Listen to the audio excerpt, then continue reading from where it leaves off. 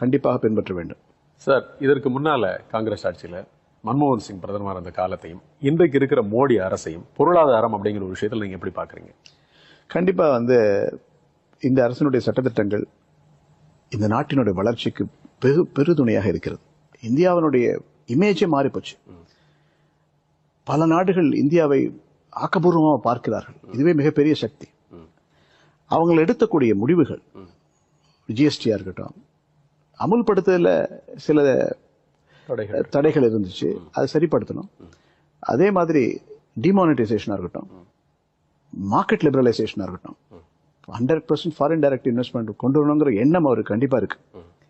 அதனால தானே வளைகுடா பகுதியிலேயே பாத்தீங்கன்னா கிட்டத்தட்ட எல்லா நாடுகளையும் விசிட் பண்ணிருக்காரு. நீங்க சொல்றீங்க எல்லா நாடுகளுக்கும் அவர் பயணப்பட்டிருக்காரு. இத்தனை நாடுகள்ல இருந்து அவரால் இன்வெஸ்ட்மெண்ட் இந்தியாவுக்கு கொண்டு வந்திருக்காருன்னு நீங்க நினைக்கிறீங்களா? கண்டிப்பா. என்ன பொறுத்த வரைக்கும் பல நாடுகள் அவர்கள் விஜயம் செய்தாலும் இவர்கள் பொருளாதாரத்தை மையமா வச்சுதான் விஜயம் செய்யறாருங்கிறது தான் என்னுடைய கணிப்பு.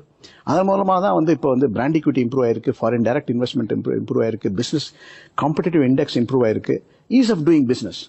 இப்போ நீங்க வேர்ல்ட் பேங்க் ரிப்போர்ட் பாத்தீங்கன்னா அதனோட CO Christina Jagjeev, she has said very clearly India has improved in global ranking. World Bank அதான் சொல்லியிருக்கு, IMF அதான் சொல்றாங்க. அப்போ இந்தியா மிகப்பெரிய வல்லரசாக இந்த நூற்றாண்டு இந்தியர்களுக்குத்தான் சொந்தம் என்று எல்லோரும் கணிக்கக்கூடிய தருணம் வந்துவிட்டது. அதற்கான சாத்தியக்கூறுகள் இருக்கிறது. அதை அரசியல் ரீதியாக மாற்ற வேண்டும் என்று சொன்னால் கொள்கை ரீதியான மாற்றங்களை கொண்டு வர வேண்டும். அதைத்தான் இந்த அரசாங்கம் செய்து கொண்டிருக்கிறது என்பதை நான் ஆணித்தரமாக நம்புகிறேன். தமிழ்நாட்டில் பிறந்து உலகத்தினுடைய ஒரு மிகப்பெரிய வங்கி, கத்தார் நாட்டில் ஒரு வங்கிக்கு நீங்க ஒரு மிகப்பெரிய பதவியில் இருக்கீங்க. ஆனாலும் கூட ரொம்ப எளிமையாக உங்களுடைய சிறுவயது காலங்களில் இருந்து அதுக்கப்புறம் நீங்க எந்த மாதிரி பயணப்பட்டீங்கலேருந்து இன்றைக்கு பொருளாதார வளர்ச்சி எங்கே போகும் அப்படின்னு ஒரு பொருளாதார நிபுணராகவும் உங்களுடைய ரொம்ப அற்புதமான கருத்துக்களை எங்களோட பகிர்ந்துக்கிட்டீங்க.